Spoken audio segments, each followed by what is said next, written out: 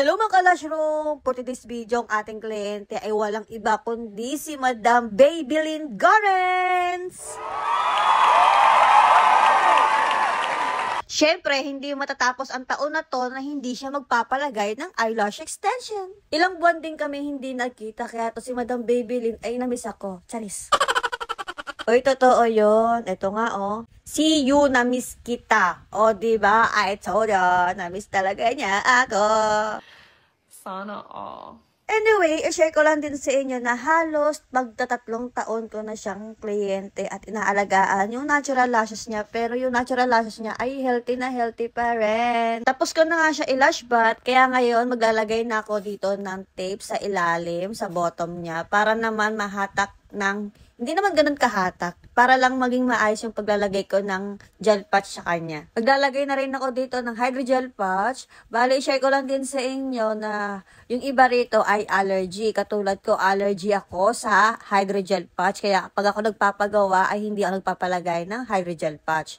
Meron din akong client na ayaw rin niya nagpapalagay ng ganyan dahil nangangati ang kanyang mata at namumula. So pag ganon, tinatanggal ko.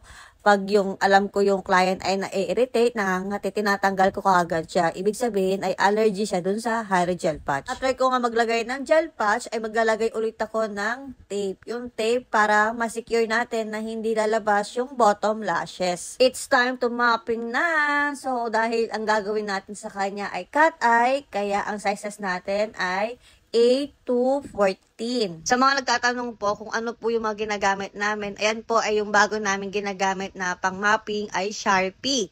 Binili po namin yan sa National Bookstore. Maganda rin siya talaga at perfect talaga siya. Pero hindi siya namin ginagamit sa skin. Sa tape lang namin siya ginagamit at sa mga gel patch. Hindi siya nag-i-smudge kahit magluwa si client, mabasa siya, ay hindi siya nag-i-smudge. Maganda siyang gamitin, hindi natatanggal. Sa skin naman, ang ginagamit naman namin gel ayon gel pen. Sa National Bookstore din namin siya binili. Yung Sharpie ay pwede rin naman gamitin sa skin. Natatanggal din naman siya. Yun nga lang, medyo matagal siya bago matanggal.